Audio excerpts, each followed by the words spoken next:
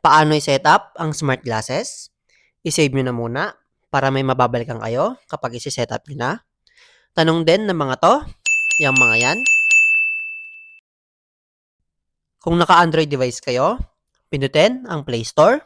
Kung naka-Apple device naman kayo, pindutin ang App Store. I-type ang Hey Sayan sa search bar. Pindutin ang Install. Hintayin matapos ang pag-install.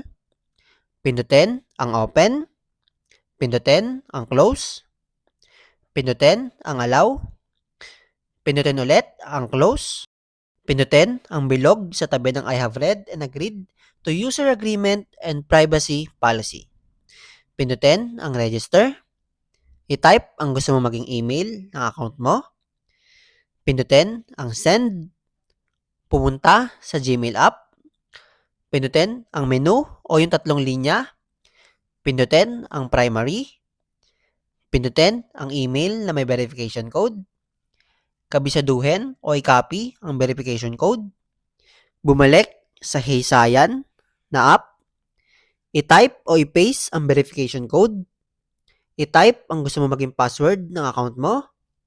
I-type ulit ang gusto mo maging password ng account mo sa confirm password. Pindutin ang confirm. I-type ang gusto mo maging username ng account mo. Pumili ng gender.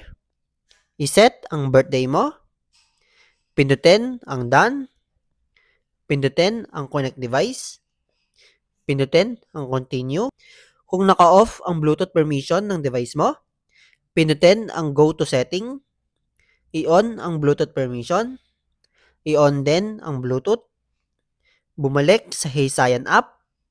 I-on ang smart glasses. Pindutin ang continue. Pindutin ang connect. Pindutin ang pair. Pindutin ang start.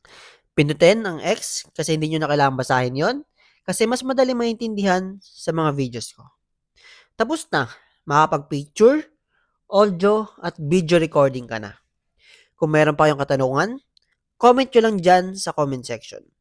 Mabibili nyo to sa Yellow Basket sa TikTok videos ko. Ilalagay ko rin sa comment section yung link. Checkered!